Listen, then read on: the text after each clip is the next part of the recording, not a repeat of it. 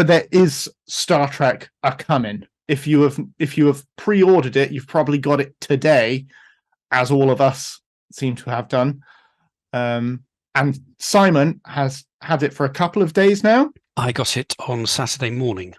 There you My go. Lucky swine. Yes. Lucky swine. Yes. So I've managed to watch all 4 of the films. The written reviews will probably be up tomorrow. Whether or not they go live, they may go on early access for a little while. Good work. So yes, but we will talk about them now. I think, don't you? Yeah, let's have your first thoughts. There's going to be a little bit of show and tell now, so apologies for those who are not watching and are just listening. The first thing I want to describe what the first thing I want to put up is this set here. So this is the Blu-ray set, the 2009 Blu-ray set of the Next Generation films. Now, just have a look at that cover there. I know it's a bit shiny. You can see my camera and chair reflected. Maybe if I take it out. No, it's nice. It's clean. I'll take it out of the plastic. I mean, there you it's go. Elegant. Very elegant. That is a nice looking box, isn't it? There's the films in there, completely black, like the blackness of night, and there you go. And now we come to the new set. Look at that dog's dinner. I mean, how ugly is that? Just doesn't do anything for me whatsoever. Do you know what it is? It's the studios stealthily and subliminally forcing us to buy the individual releases at an inflated price. That's what it is. Do you think? You actually save money if you buy them individually, don't you? Well, and £19.99 each, and this is £80. So you save like 4 pence by buying them. That, and it's just part of the ongoing trend to put as many faces on the cover of a film as humanly possible. But it's not even good artwork, is it? It's just awful. I don't like it at all. Look at Geordie, my God. Not like this set. This is pretty damn fine. This is... That's not Star Trek, Simon. No, but it's as good, isn't it? Doctor Who playing at the same time. Come on. And Sea Devils with an Atmos track. How cool would that be? Come on, the Sea Devils with an Atmos track. So, Simon, when is your review of the outer box art going up? 4 out of 10. Too many heads. Absolutely. So, I mean, look. So here's the set here. This is the new 4K set here. It's got this is hard cardboard. This thing. And then you've got the two disc sets inside. This is the 4K one. This is the Blu-ray. They're exactly the same. There's 4 discs in each. If I open it up, you can see there are 4 discs. 1, 2, 3. Oh, nice! They're not stacked. Brilliant. Nope. So they're all individual. And what I find quite interesting. Let's look at the certificates.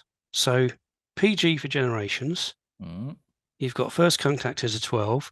Insurrection is a PG, and 12 for Nemesis, and yet the whole set is a 15. Maybe there's a swear in a making of. Yeah, it'll be the making. That's what it is. That's exactly what it is. The Generations Blu-ray is the 15 certificate. So this Blu-ray set here costs these being a whole 15 set. So interesting. Yes? No? No. Of course it's not. Moving on. So we have 4 films. Generations was the first film. That's what I was going to say as well. Yes, the Blu-ray set 2009 was a horrible picture. I don't know if you guys must have seen it. It was DNR'd, it was edge enhancement, it was smeary. It was just a nasty picture. Very, very poorly treated. And so Paramount have gone back to the original. If you can believe the internet, of course, is where I get my information from, has a new 4K scan and interpositive scan. So of all 4 films, and I think I can believe that because the pictures are immeasurably better.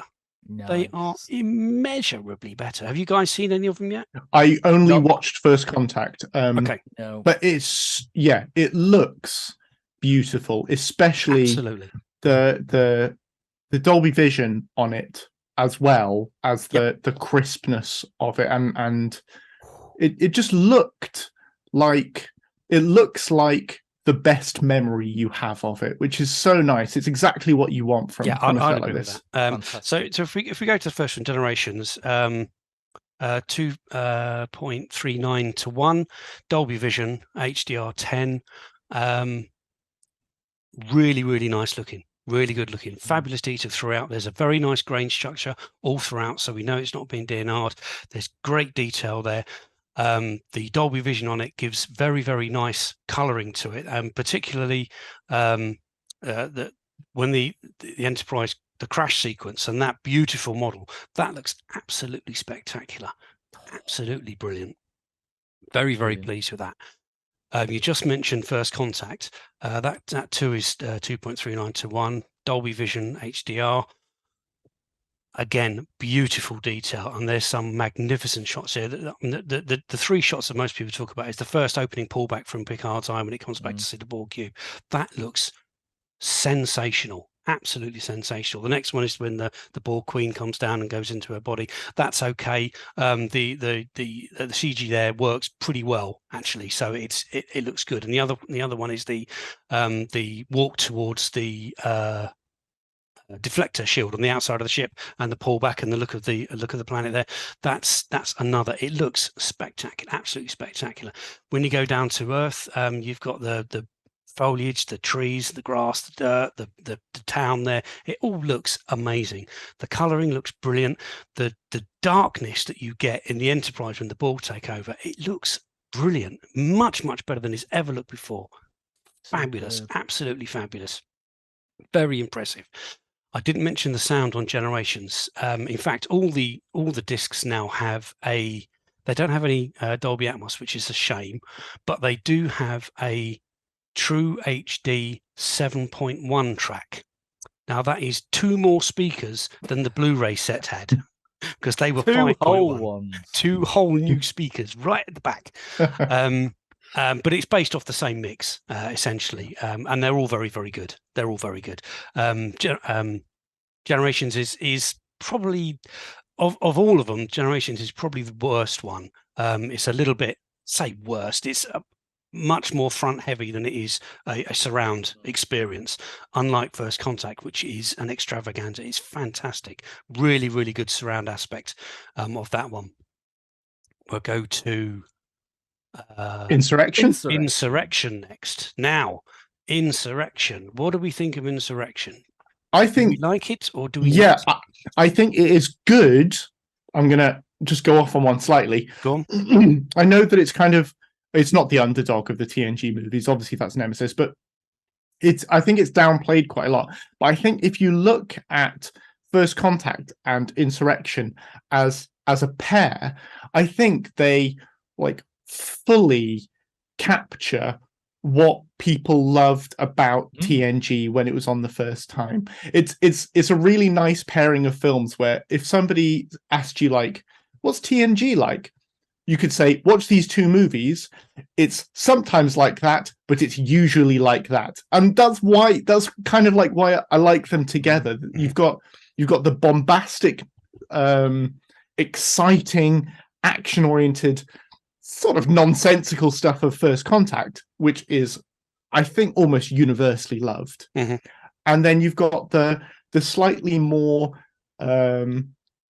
thematically involved, more conceptual, less exciting, much slower Insurrection.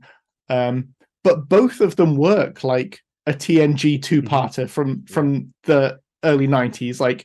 It's just that one of them is a mid-season 2-parter and one of them is a between-season 2-parter. That's why I like it anyway. Good. No, I'm glad you said that, Mark. I like it as well, and for exactly the same reasons, but also it's worth it anyway, just to set up that brilliant quip from Captain Shaw in the last episode of Picard. Because what was it? He was ribbing Picard about his flagrant disregard for the Prime Directive, and it was something like, "Well, I wasn't the one that broke the Prime Directive, so I could get off with an alien villager or something."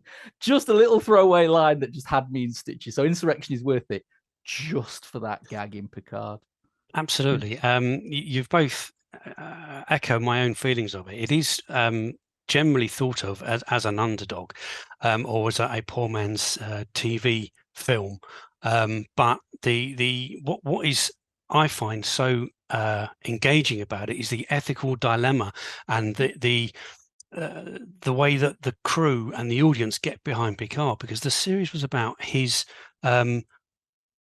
leadership and his absolute pure paragon of virtue ethics. He was right, and he was Starfleet. That he stood for what was right, and he did in that film. He didn't in any of the other films, but he did during the series, and that's why I like it. He is a very, very strong, powerful leader, and that's why that film is so good. They do work good as a pair, and I would put them on par with each other, First Contact and Insurrection. I think they are as good as each other, but for different reasons. One is the pure action shoot 'em up. You've got the ball back. Obviously, there's the history of Star Trek itself is in mortal danger if they can't get the warp flight going. Whereas the other one, you're talking about forcibly removing people from their planet to somewhere else. It's very, very different type stories, but just as good, and I really, really like it. And in the written review, I'll go into a little bit about why I think it's as good. So there we go. I'm very pleased that you two are on board with that. Fan. Excellent. So the picture 2.35 to 1 Dolby Vision HDR. Again, it's been treated extremely well. Detail is fantastic throughout. There's a lot of location stuff in this one. The valleys and the lake with the mountains in the background. It just looks brilliant. The briar patch looks awesome in the HDR with all the sparks and the flash gun. The phases look brilliant. The starships look great because they're all CG this time. There's no model work in this one as there was in First Contact. So they look very good. The only bit of ropey 3D I thought was the collecting tool thing when its flappy wings come out. That looks a little bit dodgy, but other than that, the rest of it looks great. Again, very, very nice grain structure, very, very good coloring, top-notch picture, very, very good. Superb. And then we come to the dog's dinner, which is the last one. What a shame. It's basically unwatchable, isn't it? Yeah. Well, okay, so it's not that bad. See, the thing is, it's like a lot of the modern Trek. It's not a Star Trek film. You could take the Star Trek name away, and you've got a good science fiction film, and that's really the only way to view it. It's a bit of a shame. It's easily second or third worst Star Trek movie. Easily. Do you know what though? Just lose the stupid ass beach buggies. Lose them. Huh? Oh yeah, that instantly better. Yeah, instantly a point instantly higher. Better. Yeah, I agree.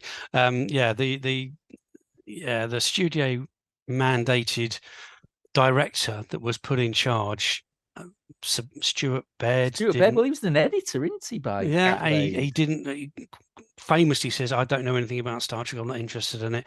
I don't like having to work with this team of people who all know each other. And there's an established history." The Ryan Johnson of the Star Trek, he come along and wanted to do his own thing, and he almost got away with it. He's just kind of ruined it. The Last Jedi. I was about to leap to the defense of Ryan Johnson. It's more like J.J. Abrams. J.J. Abrams said exactly the same thing, that he was not a Star Trek fan, and that kind of shows. Yeah, but that was just a flex so we could get Star Wars. That's all. Yeah. Yeah, that's true. But look, I like Tom Hardy. I like the Tom Hardy Patrick Stewart through line in that. Nope. And I like Tom Hardy in it. I don't think he's very good in it. It's not very good in it. Well, Yabu sucks to you. He is like, you can't look at Tom Hardy and go, "Oh yeah, he's going to be Patrick Stewart." And no. They when they bounce off each other, I just don't. I didn't feel the energy, the hatred, the chemistry between them. You think of in First Contact when you've got Lily and Picard doing that shouting match in the back there. How excellent, how well written it is, how intense that scene is. That's the kind of chemistry intensity you needed between these two, the younger and the old. And it didn't really work. It just wasn't really there. Even the Picard TV show, which seems intent on referencing as much of the TNG movies as it possibly can.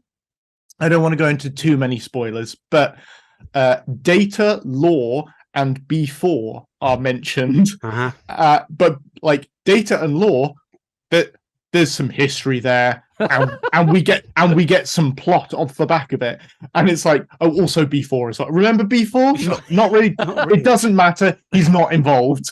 Yeah, absolutely.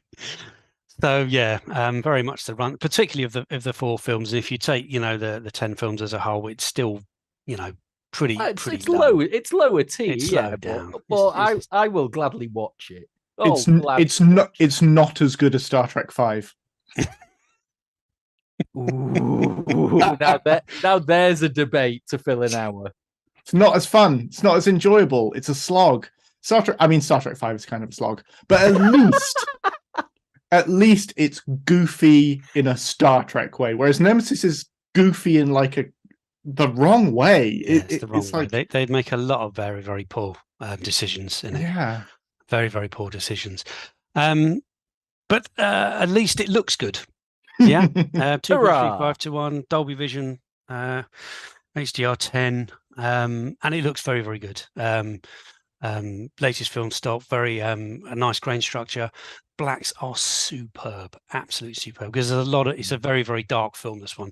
You wanted to make it look different to Star Trek, and and it seems that everyone has followed on from his look of the Enterprise, his look of Shinzo on ship, the scimitar, how black it is, and the very bright lights in the background. So it looks amazing. Yeah, very, very, very pleased with the look. Dolby Vision gives it some really intense colouring, except for that Dune buggy thing. I did check the Blu-ray against it, actually. Incidentally, the Blu-rays are the updated versions. So on the new versions, you've got the updated, the new scans. So they're not the old scans. So that at least is something. Yeah, it was heavily filtered to look like some alien planet, wasn't it? This Dune buggy thing. And the HDR seems to really blow it out. There's the highlights on it. It was always very, very bright, but the intensity seems just a tweak too high to my liking. You tend to start losing the detail. Again, I swapped it for the Blu-ray, put them together. There is a bit of detail missing on the Blu-ray, but there seems to be more missing on the 4K. I think the intensity of the HDR in the bright highlights, particularly when the ship's coming down to land and the Dune buggy jumps out and the flashes, it's just a little bit too much, I think. But other than that, again, we ignore that bit, don't we? Well, go on, Mark. I'll just say the moral of the story there is you can't polish a turd. Yeah. Yeah. I was just going to say, for a bit of heresy, that sounds like a similar problem to the one I had with the Arrow Pitch Black.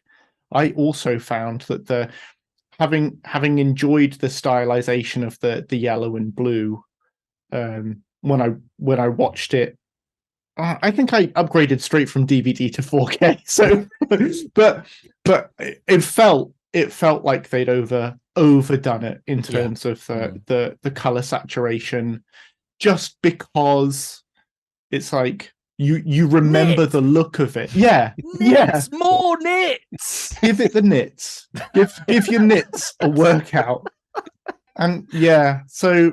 I don't get me wrong. I still thought the Arrow Pitch Black 4K was awesome, and it looks amazing. But yeah, if I had to nitpick one thing, it was that the alien color filtering was just a little bit out of whack for me. It sounds like that's what you're saying about Nemesis as well, which is but only in that scene. The rest of it's fine. Yeah. Let's go back to the sound. The sound on Insurrection again. Dolby. Dolby 8 TrueHD 7.1, a much quieter track, quieter, and it's not as bombastic compared to the films either side of it, which are action orientated. This is a much quieter film. That's not to say it's not as good, because it's very natural, it's very good surround environment, but it's just you don't expect very much punch from that. But I found it a very, very good track. The Nemesis track is stonking. Absolutely stonking. Tremendous bass. There's when the scimitar first turns up and slows down in front of the Enterprise just outside of Remus, there's a fantastic bass drop, goes really, really low. I enjoyed that very much, and lots of explosions when the two ships hit each other, lots of cracks and rumbles and brilliance, loads of surround stuff. That's a very, very good track. All the extras on the set, all present and correct. Everything that was ever been released before is all there. Nothing new, unfortunately. I don't suppose there is much new they can say, really. Nothing new, but there is something missing, which is that in the you showed the TNG Blu-ray set. I did. You have this Evolutions. I can whip it out. That's right. This Evolutions set here, which is a dedicated Blu-ray of extras. This is not replicated in this set. And not only that, but it also in the combined Blu-ray set that they released, the Stardate collection, which had all 10 movies, there was an additional DVD called the Captain Summit, which was just a round table between the Star Trek captains. And I really enjoyed watching that. And I've still got it, so I can watch it if I want to, but that's not in either of the sets, which is kind of a shame. They've got to save something for the inevitable upcoming 10-film set, Tom. Come on. I'm so foolish. You're absolutely right. We know it's coming. Yeah. And we'll probably buy it again. Thank you, Simon. That was a fully comprehensive look at the new set. Appetite whetted, man. Yeah. I'm going to go and watch one tonight. I had an absolute blast revisiting First Contact. It is a great set. I mean, it's worth buying literally because the pictures are so much better. The extra 2 speakers on the sound per film, you can argue that makes a difference. The extras themselves are exactly the same, so that in itself isn't an upgrade at all. But the pictures are worth it. They are super, so far better than the original Blu-rays that they were on. So much better. It's good because it doesn't have the USP that the original 6-film set have of including the new director's cut of the motion picture. So it kind of you've kind of got to really want it in order, or the impression was that you had to kind of want it in order to buy it. But actually, if it's that kind of improvement on the Blu-rays, then it's worth it for sure.